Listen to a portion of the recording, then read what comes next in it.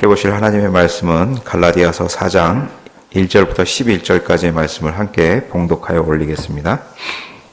신약성경 306쪽 전으로 보시면 되겠습니다. 갈라디아서 4장 1절부터 11절까지 말씀을 함께 봉독하여 올립니다.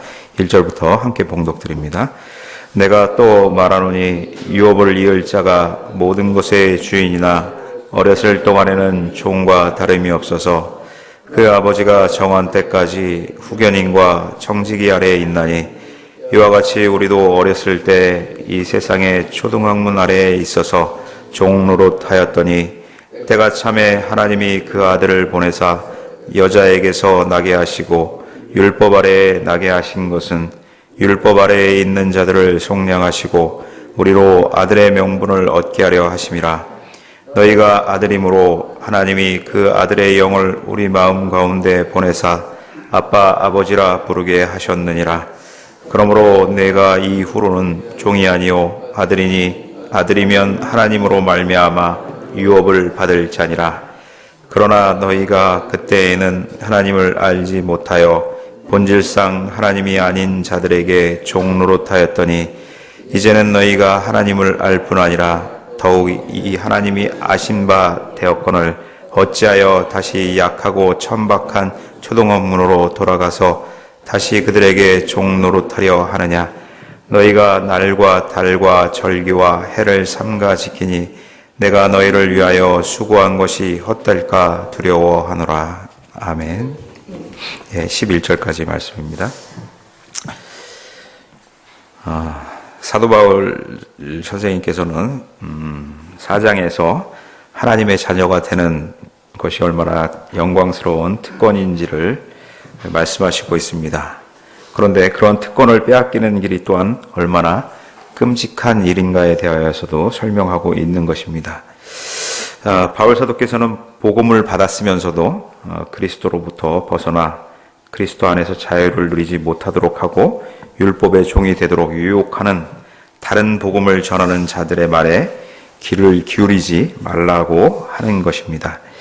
오늘날에도 하나님의 자녀된 특권을 잃어버리게 하고 빼앗아 가려고 하는 세력들이 있음을 알고 분별하며 말씀을 분별하며 진리를 지켜나가는 그런 귀한 성도님들 되시기를 바랍니다. 갈라디아서 4장은 어제 갈라디아서 3장에 이어서 갈라디아 교인들에게 그리스도께서 자신을 주어서 죽음으로써 갈라디아 교인들을 위하여 죽음으로써 희생당하신 것을 일깨워 주고 있습니다. 그리고 그들이 어떻게 성령을 받았는지에 대하여서 알려주고 있습니다. 믿음으로 성령을 받았음을 말씀하고 있는 것이고요. 그리고 또한 그런 것이 하나님의 섭리 안에서 믿음을 통하여 역사했음을 말씀해 주셨습니다. 그런 내용에 이어서 오늘 읽은 4장은 갈라디아서 교인들의 잘못이 무엇인지를 알려주고 있습니다. 그리고 바울 사도가 처음 갈라디아 교회에 복음을 전했을 때 그 감격과 지금 이제 다른 복음을 전하는 자들로 인하여 잃어버린 신앙을 회복할 것에 대하여 권면하고 호소하는 내용으로 구성이 되어 있습니다. 그리고 은혜가 율법보다 우월한 것임을 두 아들에 대한 비유를 통하여서 제시해주고 있다, 이렇게 볼 수 있습니다. 일단 그 4장의 구성을 보면 1절부터 11절까지가 은혜 받은 자의 신분에 대하여서 언급해 주고 있습니다. 은혜 받은 자는 종이 아니고 이제 상속자로서 유업을 받을 자다, 이렇게 말씀을 하고 있습니다. 그리스도의 속죄 사역으로 하나님의 아들이란 명분을 얻게 되었다라는 것을 말씀해 주시고 있습니다. 그리고 12절부터 20절까지에서는 그 과거 바울이 갈라디아 교회에 복음을 전파했을 때 그 교인들이 성심성의껏 그 바울을 또한 복음으로 인하여 섬겼던 내용에 대하여 말씀을 하시면서 다시 그것을 회복할 것을 말씀해 주시고 있습니다. 그리고 21절부터 31절까지는 이제 두 아들 이삭과 이스마엘의 비유를 통하여서 복음의 우월성에 대하여 말씀을 해 주시고 있습니다. 1절부터 먼저 11절까지 내용을 통해서 보면 아들의 특권, 은혜 받은 자의 특권이 무엇인가를 이제 말씀해 주시고 있는데, 이 말씀은 3장 29절에 이렇게 기록되어 있는 말씀과 연결이 된다 이렇게 볼 수가 있습니다. 3장 29절에 보면 너희가 그리스도의 것이면 곧 아브라함의 자손이요 약속대로 유업을 이을 자니라, 이런 말씀과 연결하여서 생각하여 볼 수 있는 것입니다. 그래서 4장 1절에 내가 또 말하노니 이렇게 또라는 말씀을 언급하고 있다 이렇게 볼 수가 있습니다. 그리스도 예수께 속한 자라면 택함 받은 자손으로 유업을 이을 자다라는 내용이 이어지는 것이다 라고 볼 수가 있습니다. 여기서 이제 유업을 받을 자라는 것은, 유업을 이을 상속자는 성숙하지 못하였을 때는 종과 같은 상태다라는 것을 말씀해 주시고 있죠. 이 종과 같은 상태라는 것은 재산권과 결정권을 행사할 수 없는 그런 상태다라는 것입니다. 그러나 그 아버지가 정한 때까지 그렇게 제한적으로 할 수 있다라는 것입니다. 그렇게 이제 후견인과 청지기 아래에서 이렇게 통제를 받게 되는 상태다라는 것이죠. 이 후견인과 청지기라는 것은, 후견인은 인품이나 성품이나 지식이나 이런 것을 통하여 자녀로서 잘 양육될 수 있도록 이끌어주고 안내해주는 사람이 후견인이라고 한다면, 청지기라는 것은 그 상속인이 재산을 잘 형성해 갈 수 있도록 이렇게 관리해주는 사람이다라는 것을 볼 수가 있는데, 여기서는 이제 아버지가 정한 때까지 믿음의 자유자로서 세우시기 위해서 하나님이 정하신 때까지 후견인과 청지기 아래에 있게 되는 것을 말씀을 해 주시고 있습니다.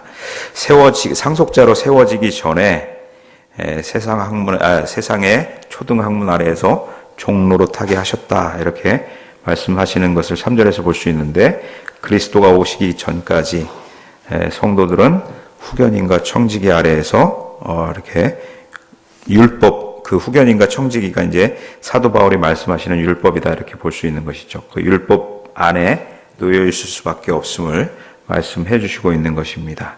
이 세상의 초등학문이라 하는 것은 복음이 오기 전에 세상이 형성되었다든지, 그리고 인간의 문제들에 대하여서 사람들이 나름대로 설명하려고 했던 그런 내용들이다 이렇게 볼 수 있습니다. 그래서 이것을 신화라든지 미신으로 이렇게 볼 수가 있는 것이죠. 그런데 이제 사도 바울이 말씀하시는 여기서 세상의 초등학문이라는 것은 오늘 말씀을 통하여 보면 그런 것들이 아니라 율법이다 이렇게 볼 수가 있습니다. 그래서 유대인들도 이런 율법에 따라서 수많은 날들을 지키면서 이런 날들이 어떤 힘을 가지고 있는 것처럼 생각했던 것을 보게 되죠. 저희가 이제 10절에도 보는 것처럼 유대인들이 너희가 날과 달과 절기와 해를 삼가 지켰다 하는 말씀을 통해서 생각해 볼 수가 있습니다. 그런 상태가 바로 세상의 초등학문 아래, 율법 아래에 있는 상태였다라는 것을 말씀하시는데, 때가 차서 4절에 나오는 것처럼 때가 참에 하나님이 그 아들을 보내사 여자에게서 나게 하시고 율법 아래에 나게 하셨다 이렇게 말씀하십니다. 때가 참에 하나님께서 예수 그리스도를 보내셔서 그 율법으로부터 속량하여 주시고 아들의 명분을 얻게 하셨다라는 것이죠. 곧 그리스도로 말미암아 신분의 변화를 받게 해 주셨다라는 것입니다. 하나님께서는 때가 찰 때까지, 새 시대가 도래할 때까지 아버지께 무한히 나갈 수 있는 특권을 제한하셨다라는 것입니다. 율법에 종노릇하게 하셨다, 율법에 매여 있게 하셨다라는 것인데, 왜 그렇게 하셨느냐 하면 아무것도 모를 때는 상속인으로서의 자격은 있지만 아무것도 모를 때는 그 재산을 준다 해도 효율적으로 그 가치를 또한 생각해 볼 수 없고 활용할 수 없기 때문인 것을 유추할 수 있습니다. 마찬가지로 율법 아래에 이렇게 매여 있게 하신 것은 하나님 아들로서의 특권을 주면 그 특권의 귀중함을 모르기 때문에, 소홀하게 다루기 때문에 깨달음을 얻을 때까지 후견인과 청지기에게 맡겨놓았다라는 것을 볼 수가 있는 것입니다. 그리고 때가 찰 때까지 기다리게 하신 이유는, 하나님께서 기다리신 이유는 무엇이냐면 사람들로 하여금 자신의 죄성을 충분하게 보게 하신 이후에 그리스도를 보내시기 위함이다라는 것이죠. 사람들은 그리스도가 오시기 전까지 자기 나름대로 스스로 구원하기 위한 방법을 모색해 보았다라는 것을 볼 수가 있습니다. 그 대표적인 것이 이스라엘 백성들이 율법을 지켜 구원을 얻으려고 했던 것이죠. 그러나 율법을 통하여서는 인간으로서는 도저히 할 수 없다라는 그런 무력함을 깨닫게 하시는 것이죠. 그러므로 전적으로 하나님의 아들을 통하여 구원을 받게 하시기 위한 그런 하나님의 방편이었다라는 것을 저희가 생각해 볼 수가 있습니다. 5절과 6절을 통하여서 보시면 그리스도께서 이 땅에 오신 목적을 저희가 볼 수가 있습니다. 5절과 6절을 보시면 율법 아래에 있는 자들을 속량하시고 우리로 아들의 명분을 얻게 하려 하심이라. 6절에는 너희가 아들이므로 하나님이 그 아들의 영을 우리 마음 가운데 보내사 아빠 아버지라 부르게 하셨다. 이 두 가지 율법 아래에 있는 자들을 속량하기 위한 것과 아들의 명분을 얻어서 아빠 아버지라 부를 수 있는 그 친밀감을 주시기 위하여 그리스도께서 이 땅에 오셨다라는 것을 기억하셔야 될 것이고요. 그 하나님의 권속의 아들의 명분으로 속했다라는 그 표로서 아버지의 영, 아들의 영을 주셔서 하나님의 권속이 되었다는 그 표시를 주신다라는 또한 말씀을 또한 해주시고 있는 것이죠. 따라서 우리가 이렇게 상속자로서 하나님을 아버지라 부를 수 있는 것, 종이 아닌 아들로 하나님의 유업을 받도록 하신 것, 이런 것들은 아빠 아버지라 부를 수 있는 그런 관계를 통하여서 친밀하게 되는 관계에 있어서 이루어지는 것이다 라는 것을 보여주는 것이고, 율법으로서는 이룰 수 없는 것을 다시금 확인시켜 주시는 것입니다. 이렇게 그리스도를 통하여 속량받고 아들의 명분을 얻어서 하나님 앞에 아빠 아버지라 부를 수 있는 그 친밀함으로 나아갈 수 있게 된 그런 특권이 바로 은혜 받은 자의 특권이다 라는 것입니다. 이렇게 엄청난 아들의 특권을 가진 상속자가 된 갈라디아 교인들이, 그런데 이제 다른 복음을 전하는 자들의 이간질로 인하여서 그런 특권을 버리고 다시 율법의 종으로 이렇게 되돌아오려고 하는 것에 대하여 바울 사도는 그래서는 안 된다라는 그런 안타까움을 표현하고 있는 것입니다. 7절에 보시는 것처럼 그러므로 내가 이후로는 종이 아니요 아들이니 아들이면 하나님으로 말미암아 유업을 받을 자다, 이렇게 강조하고 있는 것이죠. 이것이 비단 갈라디아 교인들만의 신분이 아니라 현재 신약시대를 살고 있는 저희의 신분인 것을 또한 잊지 마셔야 할 것입니다. 바울 사도는 하나님께서 모든 주권을 가지시고 갈라디아 교인들과 사랑의 관계를 만드신 일을 하셔서 바른 진리를 배우고 깨닫게 하셨음에도 다른 복음을 받아들여서 생명이나 자유를 주지 못하는 못하는 약하고 천한 율법주의로 되돌아가려고 하는 갈라디아 성도들에 대하여서 질문을 하며, 왜 돌아가려고 하는지 질문을 하며 사도 바울의 복음을 잃어버릴까 하는 그 안타까운 마음을, 또한 염려를 또한 이렇게 8절과 9절의 말씀에 담고 있는 것이죠.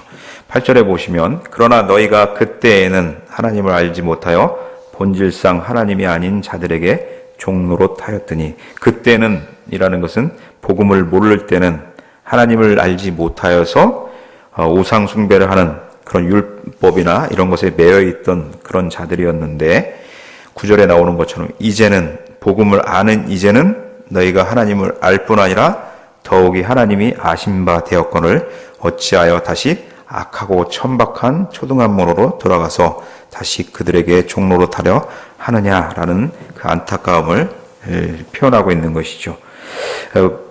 복음을 아는 이제 갈라디아 교인들이 하나님을 알 뿐만 아니라 더욱더 중요한 것은 하나님이 그 갈라디아 교인들을 아는 바 되었는데, 어찌하여 그 귀한 복음을 받고 아들의 특권을 받은 자로서 다시금 약하고 생명을 주지도 못하고 구원하지도 못하는 그 천박한 초등학문으로 돌아가려고 하느냐에 대한 그 안타까움을 표현하고 있는 것이죠.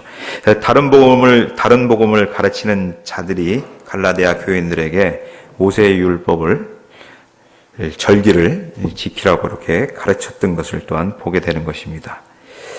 갈라디아 교인들은 또한 그 다른 복음을 가르치는 자들의 말을 들어서 하나님의 은총, 구원을 얻기 위하여 그런 절기를 지켰다라는 것을 또한 생각해 볼 수가 있는 것입니다. 이런 것들은 복음과는 상관이 없는 율법의 행위였다라는 것을 또한 은연중에 질타하고 있는 것이죠.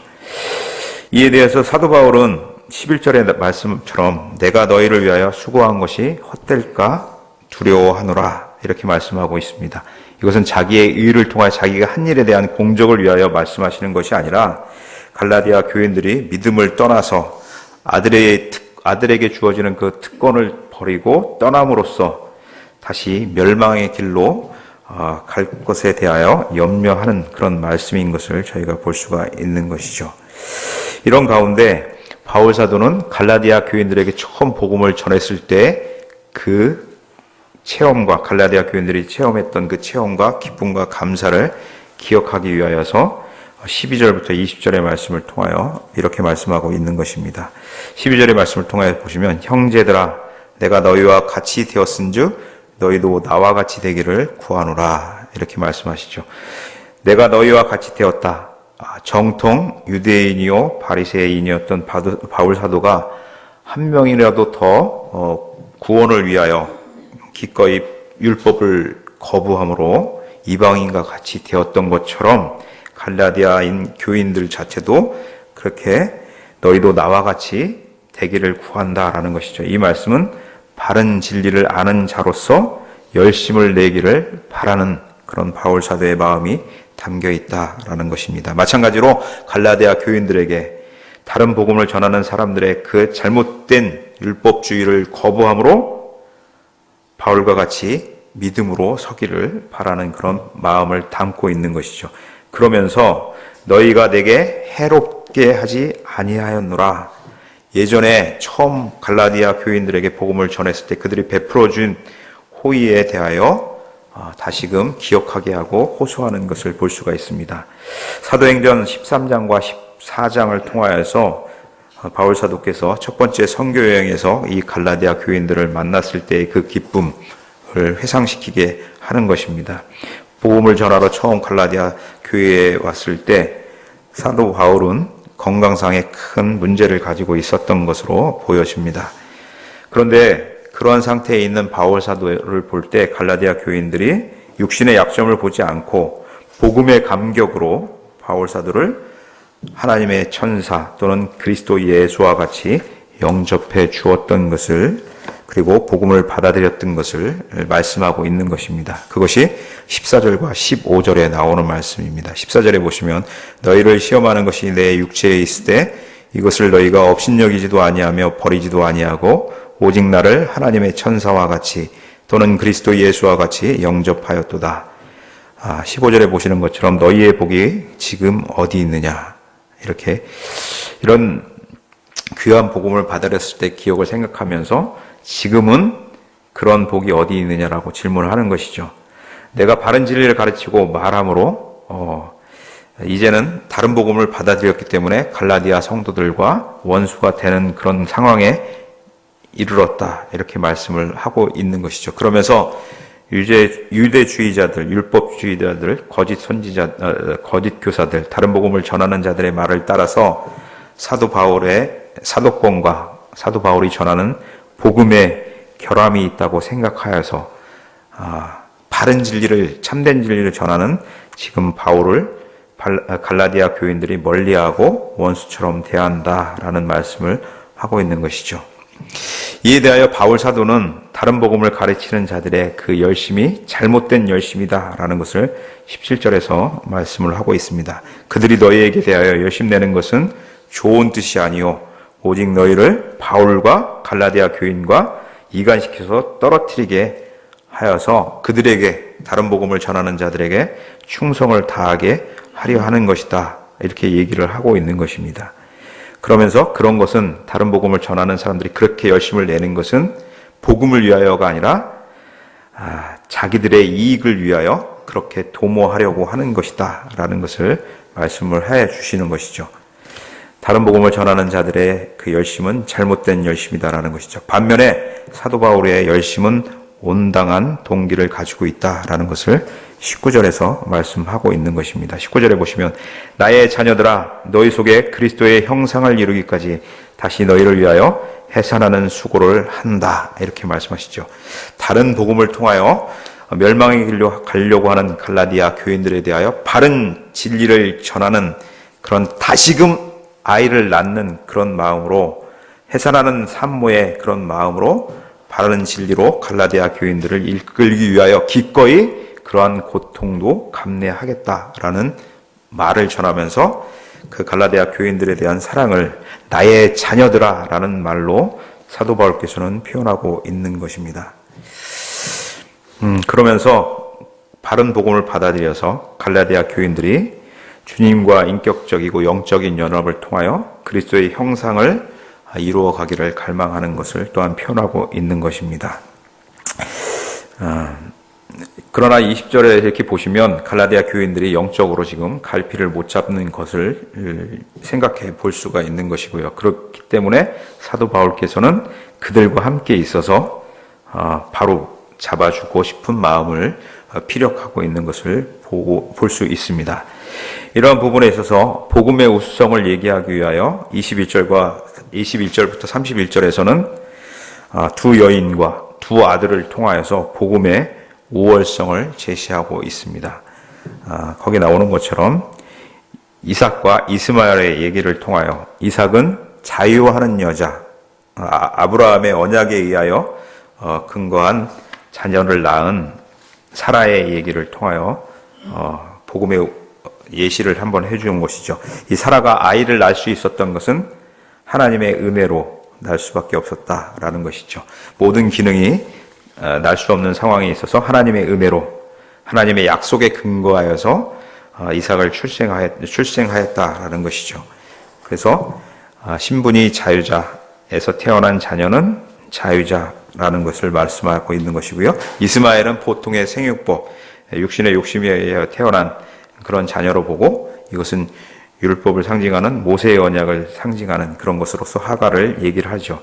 그래서 종에게서 태어난 그런 자녀의 신분인 종이다라는 것을 이렇게 보여줌으로 해서 27절에 보시면 이렇게 표현이 되어 있습니다. 이 약속에 의한 자녀와 율법에 의한 자녀의 대조를 통하여서 복음의 우수성을 이제 어떻게 될 것인지를 표현하고 있습니다. 27절에 보시면 잉태하지 못한 자여 즐거워하라 신고를 모르는 자여 소리질러 외치라 이는 홀로 사는 자의 자녀가 남편 있는 자의 자녀보다 많음이라 이렇게 표현하고 있습니다.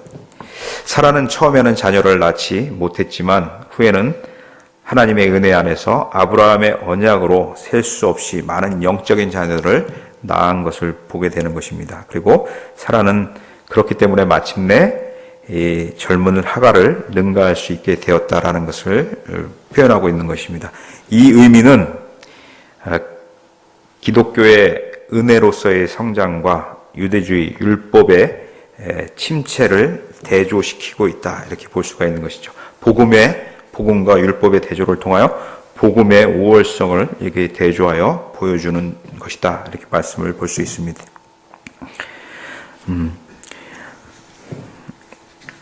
마찬가지로 신약시대를 살고 있는 저희는 28절에 나오는 말씀처럼 형제들아 너희는 이삭과 같이 약속의 자녀다 이런 말씀을 기억하셔야 될 것입니다. 이삭과 마찬가지로 신약의 성도들은 약속의 자녀인 것입니다. 이삭이 창세기 21장 9절에 나오는 것처럼 이스마엘의 핍박을 받은 것처럼 바울이 갈라디아 교인들에게 율법주의자들에게 유혹되지 말고 율법주의자들을 내쫓으라고 이렇게 말씀하는 이유가 여기에 기록되어 있는 것이죠. 복음이 율법을 넘어서기 때문인 것을 볼 수가 있는 것입니다. 우리도 우리 시대에 살면서 믿음으로 구원을 받지 못한다라든지 복음의 무엇인가를 더 덧붙여야 한다 하는 자들을 주의하여야 하고요. 말씀대로 약속을 믿으며 신실하게 나가는 그런 성도로 삶을 살아가야 될 것이다 라는 것을 알게 하시는 것입니다. 그렇게 하기 위해서는 우리가 말씀대로 살기 위해서는 우리가 받은 유업을 이을 자의 특권이 얼마나 귀한 것인가를 또한 기억하여야 한다라는 것이고요. 그 유업을 이을 자를 얻게 하시는 그 방법이 무엇이었냐면 4절에 기록되어 있는 것처럼 여자에게서 그 아들을 낳게 하는 방법으로 우리가 특권을 얻게 하셨다라는 것을 기억하셔야 합니다. 이것은 기적 같은 신비이죠. 그리고 하나님의 사람으로서는 도저히 생각할 수 없는 하나님의 방법이었다라는 것이죠. 어느 세상의 종교가 피조물을 위하여 창조자이신 하나님이 기꺼이 사람으로 오시고 그 생명을 희생하시며 그 피조물들을 구원하시는 종교가 있습니까? 그런 하나님의 신비스러운 방법으로 우리가 하나님의 자녀가 되는, 아들이 되는 특권을 얻게 되었다라는 것을 기억하셔야 하는 것이죠. 자기 힘으로는 하나님의 말씀을 지키며 구원을 이룰 수 없는 그런 자들이기 때문에 또한 하나님께서는 아들이 되는 특권을 통하여서 아버지와 아들이 주시는 영, 성령의 힘으로 하나님의 법을 지켜가게 하신다라는 것을 또한 하나님의 권속된 자들에게 은혜로 부여해 주시는 것을 보게 되는 것입니다. 그렇게 하기 위해서는, 그 특권을 온전히 누리기 위해서는 세상의 초등학문의 터널을 벗어나서 예수님께서 내 죄를 위하여 죽으심으로 내가 진정으로 하나님의 아들로 신분의 변화를 받았다라는 것을 기억하시고, 담대하게 이제 그로 인하여 담대하게 하나님 앞에 나가서 하나님을 아빠, 아버지라 부를 수 있는 그 친밀함까지 주셨다라는 것을 기억하고, 그 아들이 된 것에 대한 하늘나라의 유업을 받은 자로서의 특권을 기억하며 그 특권을 충분히 누리는 그런 귀한 성도가 된 것을 감사하며 살아야 될 것이다 라는 것이죠. 이 아들이 된 특권에 대한 그것은 누가복음 15장 11절 이후에 나오는 돌아온 탕자의 얘기를 통하여 더 절절하게 느낄 수가 있는 것 같습니다. 아버지의 재산을 살아계신데 받아서 자기 힘으로 무엇인가를 이루어서 살아보려고 했던 것이 율법 아래에 살던 저리의 모습이 아니었을까 생각하는 것이죠. 그러나 다 탕진하고 자기 멋대로 살다가 도저히 이제는 안 되는구나, 나의 힘으로 할 수 없구나라는 것을 깨닫고 아버지의 집의 그 풍요로움을 기억하고 그 아버지의 사랑을 기억하고 돌아온 그 탕자의 누리는 그것이 바로 아들로서의 깨달음을 통하여 그 특권을 누리게 되는 조건이 이제 되는 것이다 라는 것입니다. 그 하나님의 사랑을 제대로 느낀 그 아들의 특권이 그리고 하늘나라를 위하여 살아야 되는 그런 모습이 어떻게 특징으로 나타나야 되냐면, 그 하늘나라의 아들로서의 특권을 깨달은 자는 참으로 하나님의 나라를 위하여 살아야 된다라는 것이죠. 그 살아갈 때 진정한 자유함과 기뻐함으로 상속받은 자의 일을 하게 되는 것이죠. 하나님 나라의 확장을 위하여 진정으로 마음을 다하여 성실하게 일을 하게 된다라는 것입니다. 우리는 종이 아니므로 하나님 아버지를 사랑하며 전심으로 충성하고 그렇게 살아가는 복을 누리는 자이다라는 것이죠. 그것이 나의 힘으로가 아니라 하나님께서 예수 그리스도 안에서 주신 은혜 안에서 그렇게 누릴 수 있는 누리게 되는 영광을 저에게 주셨다라는 것입니다. 아무쪼록 은혜 받은 자로 주님이 주시는 은혜 안에서 감사로 성실하게 하루하루를 살아서 하나님의 아들답게 이 땅에서의 특권을 누리는 귀한 삶을 살아가시기를 기원합니다. 기도하겠습니다.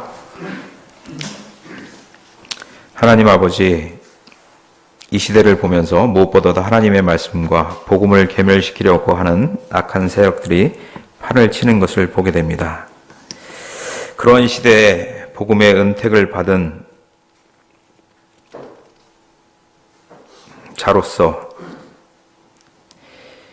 약속의 자녀됨을 깨달아 그 특권을 충만히 누리며 믿음을 굳건하게 보수하며 하늘나라의 상속자로서 유업을 받을 자로 하나님과 친밀함으로 세상을 향하여 담대하게 나가게 하시고 주님이 주시는 은혜 안에서 기쁨과 감사로 살게 하여 주시옵소서. 주님, 오늘 수요 성경 공부를 통하여 주님께서 베풀어 주실 귀한 말씀의 은혜를 누리기를 원합니다. 말씀을 전하실 담임 목사님을 강건하게 붙잡아 주시고 저희가 깨달음을 통하여 하늘나라의 유업을 받을 자로서 잘 준비되어가는 인품과 하나님의 형상을 세워갈 수 있도록 은혜를 더하여 주시옵소서. 주님, 또한 교회에 한몸된 지체들 중에 연약하고 병약한 성도님들이 계십니다. 주님, 그들을 찾아가 주셔서 위로하여 주시고 주님께서 주시는 하늘 권속으로서의 삶을 충만하게 누리며 평안을 누릴 수 있도록 주님 은혜를 베풀어 주시옵소서. 오늘 한 날도 주님께 온전히 의탁드리며 하나님의 자녀다운 삶을 살아가게 하여 주시옵소서. 감사드리며 예수 그리스도 이름으로 기도 올리옵나이다. 아멘. 하늘에 계신 우리 아버지,